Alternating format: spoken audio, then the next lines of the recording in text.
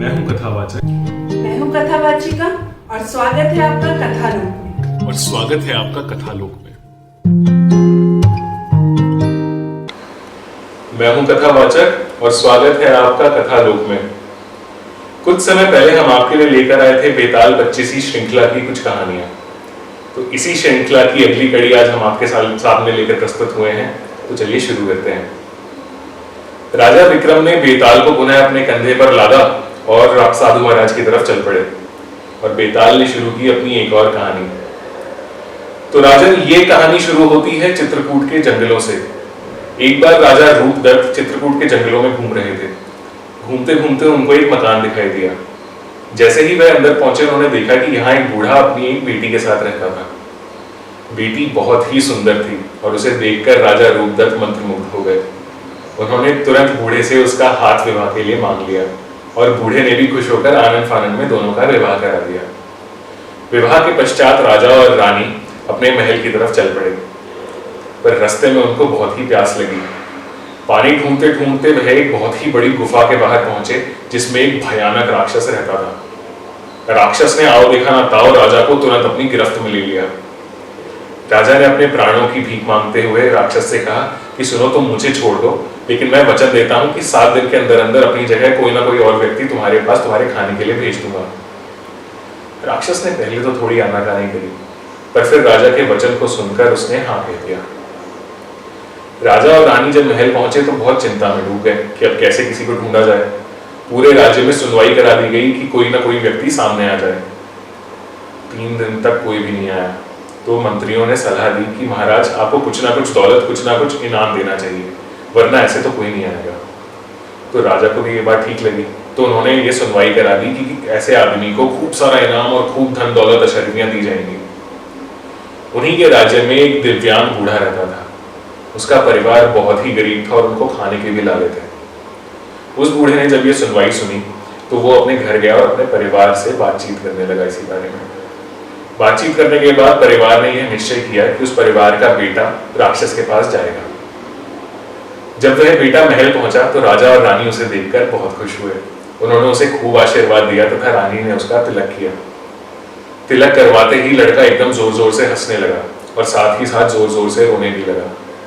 उसने मन ही मन यह निश्चय किया कि वह आज इस तरह की मृत्यु तो नहीं मरेगा। कुछ सैनिकों के साथ लड़का जैसे ही राक्षस की गुफा के दरवाजे पर पहुंचा, राक्षस एकदम गुर्राते हुए बाहर निकला और कुछ सैनिकों को मार गिराया। लड़के ने खूब हिम्मत और खूब साहस के साथ राक्षस का मुकाबला किया और अंततः वह विजयी हुआ। बेताल ने यही अपनी कहानी रोकते हुए राजा विक्रम से पूछा, तो राजन, अब ये बताओ कि लड़का हंसा भी और साथ ही साथ रोया भी, ऐसा क्यों? तुरंत बताओ राजन, वरना आपको पता है आपके सर के 1000 टुकड़े हो जाएंगे। राजा विक्रम ने 2 पल को सोचा और फिर कहा, बेताल, मुझे लगता है दोनों ही चीजों का कारण एक ही है। जब लड़के को यह पता चला कि वह राजा जिसने वचन दिया है कि वह पूरी प्रजा की रक्षा करेगा और उसे खुद ही मौत के मुंह में भेजना चाहता है, तो इस पूरे हालात के व्यंग्य पर उसको हंसी आ गई। और जब उसे यह समझ में आया कि जो माता पिता उसका पालन पोषण करते थे, जिन्होंने पाल पोस कर उसको इतना बड़ा किया, वही माता पिता उसे मौत के मुंह में भेज रहे हैं, तो इस दुख से वह अपने आप को रोने से रोक ना सका। वह ये समझ गया कि हमें अपने संघर्ष खुद ही करने पड़ते हैं और इसी कारण वह विजयी हुआ। बेताल उनकी बात सुनकर मुस्कुराया और बोला, हे राजन, आपने बिल्कुल ठीक बात कही। हमें अपने जीवन के संघर्ष खुद ही करने होते हैं। तो अब आपने वचन तोड़ा है तो एक और संघर्ष के लिए तैयार हो जाइए, क्योंकि मैं तो चला। और ये कह के बेताल उड़ गया। राजा विक्रम ने फिर बेताल को पेड़ से उतारा और अपने कंधे पे लाद कर अपनी यात्रा पुनः आरंभ करी और साथ ही आरंभ हुई बेताल की एक और कहानी। तो राजन, ये कहानी है यमुना नगर में रहने वाले एक पुरोहित केशव की। केशव मंदिर में सेवा करता और अपने परिवार के साथ पास ही में रहता था। एक दिन मंदिर में उसकी मुलाकात एक नौजवान हरिदत्त से हुई, जो गांव में नया था और व्यापार करने के लिए गांव में कुछ दिनों के लिए आया था। तभी केशव की पुत्री मालती मंदिर में आई और हरिदत्त से उसका परिचय हुआ। हरिदत्त ने मालती को देखकर केशव के सामने उसके विवाह का प्रस्ताव रख दिया, जिसे केशव ने हामी भर दी। मालती जब घर पहुंची तो उसने देखा कि कुछ मेहमान आए हुए हैं और उनका पुत्र बामन भी उनके साथ है। वे मेहमान उसके हाथ को मांगने आए थे और वो चाहते थे कि बामन से उसकी शादी हो जाए, क्योंकि बामन उसे बहुत ही प्रेम करता था। इस बात के लिए मालती की माँ ने हामी भर दी। ठीक इसी समय मालती का भाई अपने मालिक के पास गया हुआ था। उसके मालिक ने उसे बताया कि उनका एक शिष्य मधुसूदन उसकी बहन मालती से विवाह करना चाहता है, क्योंकि वह उससे बहुत प्रेम करता है। तो उसके भाई ने भी हामी भर दी।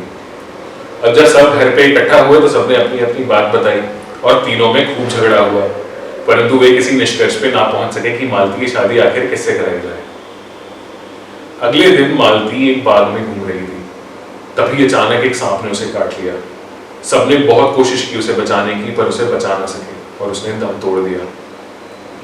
जब उसका अंतिम संस्कार किया गया तो मधुसूदन ने यह प्रण लिया कि वह साधु बन जाएगा और यहाँ वहां भटकेगा। इसी तरह बामन ने कहा कि वह मालती की अस्थियों के साथ जंगल में रहेगा और जंगल में ही अपना जीवन व्यतीत कर देगा। इधर हरिदत्त ने यह प्रण लिया कि वह मालती की चिता की राख के साथ मालती के ही घर में रहेगा और जीवन पर्यंत उसके माता पिता की सेवा करता रहेगा। कुछ साल बीत गए तो मधुसूदन एक परिवार के साथ रह रहा था। उस परिवार में एक बूढ़ा अपनी बेटी और अपने दामाद के साथ रहता था। एक दिन दामाद बहुत ही घायल अवस्था में घर लौटा और बहुत कोशिशों के बाद भी उसने अपना दम तोड़ दिया। बेटी रोते हुए अपने पिता के पास गई और गिड़गिड़ाते हुए उससे अपने पति का जीवन दान मांगने लगी। तो पिता ने कहा कि बेटी तुम चिंता मत करो, मैं अपने जीव ज्ञान की पुस्तक में से मंत्र पढ़ूंगा और तुम्हारे पति को वापस जीवन दे दूंगा। यह पूरा वाक्य मधुसूदन ने चुपके से देख लिया और उसने देखा कि जीव ज्ञान की पुस्तक में से मंत्र पढ़कर बूढ़े ने अपने दामाद को पुनः जीवित कर दिया। मधुसूदन यह देखकर बहुत खुश हुआ। उसने चुपके से रात में बूढ़े की वह पुस्तक चुरा ली और भागता हुआ उस जगह पहुंचा जहां हरिदत्त अब मालती के माता पिता के साथ रहता था। उसी जगह उन्होंने बामन को भी बुला लिया और मालती की अस्थियां तथा राख इकट्ठा करके मधुसूदन ने मंत्र पढ़ने शुरू किए। देखते ही देखते मालती वापस जीवित होकर उनके पास आ गई। यहां अपनी कहानी रोककर बेताल ने राजा विक्रम से कहा, तो राजन, अब ये बताओ कि मालती को शादी किससे करनी चाहिए? कौन असल में उसका पति है? क्या मधुसूदन, बामन या फिर हरिदत्त? जल्दी बताओ राजन, सर के टुकड़े नहीं करवाने ना। राजा विक्रम ने थोड़ा सा सोचा, फिर कहा कि देखो बेताल, मुझे लगता है हरिदत्त को ही मालती का पति होना चाहिए। मधुसूदन ने अपनी पूरी चेष्टाओं से मालती को पुनः जीवन दान दिया, जो कि एक पिता का धर्म होता है। इसी तरह बामन ने पूरी जिंदगी उसकी अस्थियों को संभाल कर रखा, जो कि एक पुत्र का धर्म होता है। सिर्फ हरिदत्त ही ऐसा था जिसने मालती के घर पर रहकर उसके माता पिता की सेवा शुश्रूषा की, जो एक पति का धर्म होता है। अतः हरिदत्त को ही उसका पति होना चाहिए।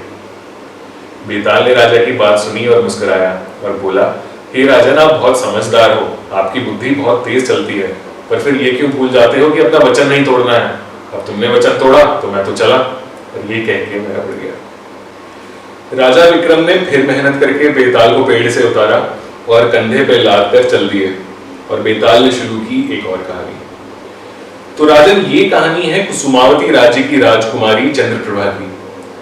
चंद्रप्रभा एक मनु नामक एक व्यक्ति से बहुत ही प्रेम करती थी। दोनों शादी तो करना चाहते थे, परंतु मनु कुमार बहुत ही गरीब था। तो चंद्रप्रभा जानती थी कि उसकी शादी मनु से नहीं हो सकती। एक दिन उसने मनु को बोला कि तुम मेरा प्रेम भूल जाओ और तुम ये राज्य छोड़ के चले जाओ, क्योंकि हमारी शादी नहीं हो सकती है। मनु बहुत ही उदास हुआ, लेकिन उसकी बात मान ली।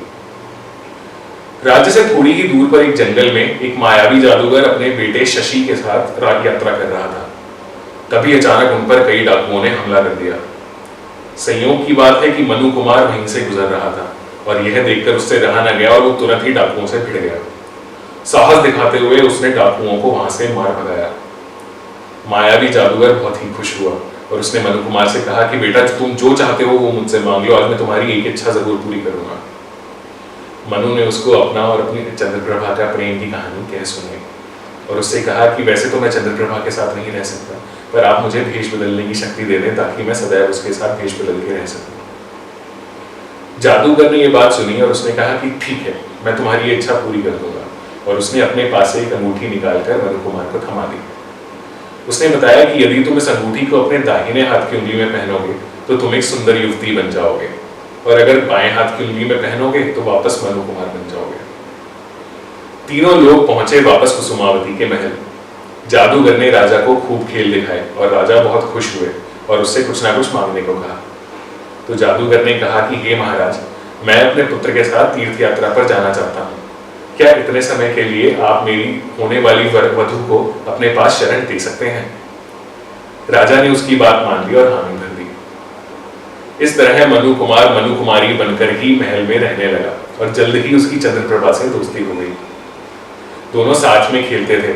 एक दिन मनु कुमारी ने चंद्रप्रभा से पूछा कि राजकुमारी, आप बहुत ही उदास लग रही हैं, क्या बात है, क्या कारण है आपकी उदासी का? चंद्रप्रभा ने उसको अपनी और मनु कुमारी के प्रेम की कहानी कह सुनाई और कहा कि काश मैं मनु के साथ रह सकती और एक बार उससे दोबारा मिल सकती। यह देखकर आनंद फानंद में मनु कुमारी ने अपनी अंगूठी दाहिने हाथ से उतारी और बाएं हाथ में पहन ली और राजकुमारी को सारी सच्चाई बता दी। राज्य के एक मंत्री के पुत्र ने चंद्रप्रभा और मनु कुमारी को साथ खेलते हुए कई बार देखा था और वह मनु कुमारी से प्रेम करने लगा था। जब उसने यह बात अपने पिता को बताई तो उसके पिता राजा के पास गए और उनकी सारी बात कह सुनाई। राजा ने हिचकिचाते हुए मनु कुमारी और मंत्री के पुत्र का विवाह संपन्न करा दिया। दिक्कत यह हुई कि मनु कुमारी और चंद्रप्रभा जब खेल रहे थे तो मनु कुमारी के दाहिने हाथ की उंगली में चोट लग गई और वह अपनी अंगूठी उतारने में असमर्थ हो गया। इस वजह से वह कुछ कह भी नहीं पाया और उसे विवाह करना पड़ा। जब जादूगर तीर्थ यात्रा से वापस लौटा तो यह देखकर उसे बहुत गुस्सा आया और उसने राजा को बुरा भला कहना शुरू कर दिया। राजा ने उसे शांत करने के लिए उससे कहा कि शशि और चंद्रप्रभा की शादी करा दी जाएगी, आप चिंता मत करें, मैं अपनी बेटी का हाथ आपके बेटे के हाथ में दे दूंगा। जब मनु को यह बात पता चली तो उससे रहा ना गया। उसने खींचकर अपनी अंगूठी उतारी और भागते हुए शादी के मंडप में पहुंच गया और कहने लगा कि नहीं, शादी रोको, मैं चंद्रप्रभा से शादी करूंगा क्योंकि मैं उससे प्रेम करता हूं। बेताल ने यही अपनी कहानी रोकी और राजा विक्रम से पूछा, हे राजन, तो अब ये बताइए, चंद्रप्रभा को किससे शादी करनी चाहिए, मनु कुमार से या फिर शशि से? जल्दी बताओ राजन, सर के टुकड़े हो जाएंगे। राजा विक्रम ने 2 पल को सोचा और फिर कहा कि हे बेताल, मेरे हिसाब से शशि ही असल रूप में पति है चंद्रप्रभा का, क्योंकि उन दोनों की शादी सारे रस्मों रिवाज और सबकी सहमति से हो रही है। मनु कुमार चंद्रप्रभा से प्रगाढ़ प्रेम करता तो था, लेकिन उसने उसके साथ रहने के लिए धोखे का सहारा लिया और झूठ बोलकर वेश बदलकर उसके साथ रहने लगा, जो कि एक धर्म की बात नहीं है। अतः मनु कुमार से उसकी शादी नहीं होनी चाहिए।